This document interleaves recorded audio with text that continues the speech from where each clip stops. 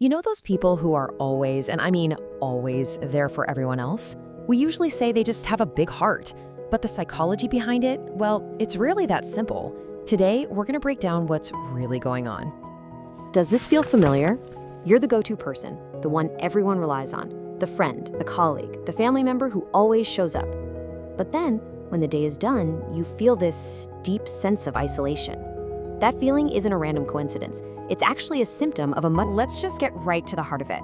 We've all been taught to think of this as just a personality trait, right? Someone is just nice or super generous.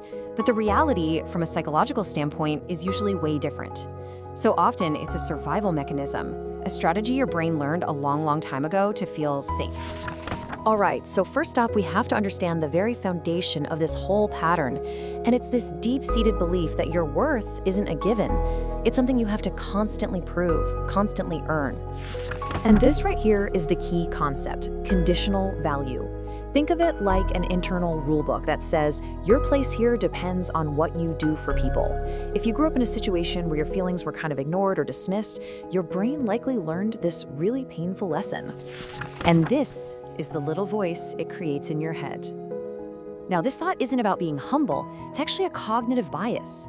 It's your brain trying to confirm a belief it came up with ages ago, that to be valued, you have to be functional. So the really crucial point here is the motivation. This overgiving, it's not coming from a place of abundance from a full cup. Nope, it's more like a form of emotional insurance. A way to make yourself so essential that you believe people can't or won't leave you. It's a strategy to prevent being abandoned. So where does that lead?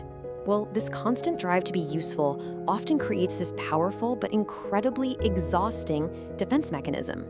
What looks like simple kindness on the surface is actually a shield. And here's exactly how that shield works.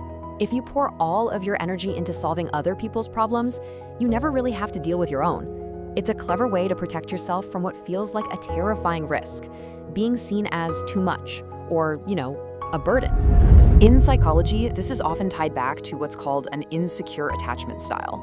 Basically, if you learned early on that asking for help just leads to disappointment or even rejection, your brain adapts. It figures, hey, it's just safer to be the easy friend who never needs anything. And this isn't some passive thing.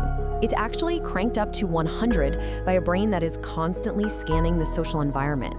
It's like you're in a state of high alert, noticing things that other people just completely miss. Does any of this sound familiar? This overactive shield has some really specific tells. You might be the one who notices those tiny shifts in someone's tone of voice. You're constantly trying to process what everyone else is feeling. You're always analyzing, how do I keep the peace here? And of course saying, it's fine when it's really not. It's basically a full-time job your brain is doing, and it is absolutely draining. All right, this brings us to what might be the trickiest, most subtle trap of all. And that's how this entire pattern of behavior gets tangled up with your very sense of self. So what's actually happening in your brain here? In behavioral psychology, we could call this a dopamine trap. See, when you solve someone's problem, your brain gets a nice little hit of satisfaction, a little burst of dopamine. It feels good. It feels important.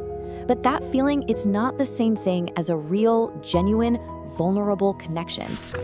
You can see the cycle pretty clearly, right? You help somebody, you feel good, and so you start to associate that good feeling with the relationship itself. But here's the catch. Because the whole interaction is based on a task or a favor, the connection often stays shallow. You're not really letting anyone see the real you behind all the helpfulness. And over time, this role, it becomes your identity. You're not just a person who helps out. You are the fixer. You are the reliable one. And that identity, it feels safe. It feels valuable. But it also makes it incredibly hard to do anything that goes against it, like saying no. This is a fundamental rule in psychology. Our brains fight against doing things that don't line up with how we see ourselves.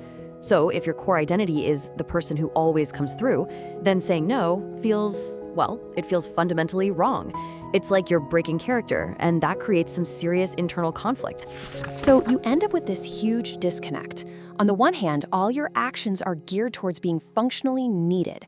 But on the other, what you deeply crave is to be emotionally seen, to be valued just for who you are, not for what you do.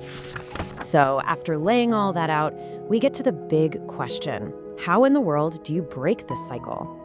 Well, it all starts with turning this newfound awareness into conscious action. First things first, and this is so important, this is not about blaming yourself. Not at all. It's about understanding a system your brain built to keep you safe.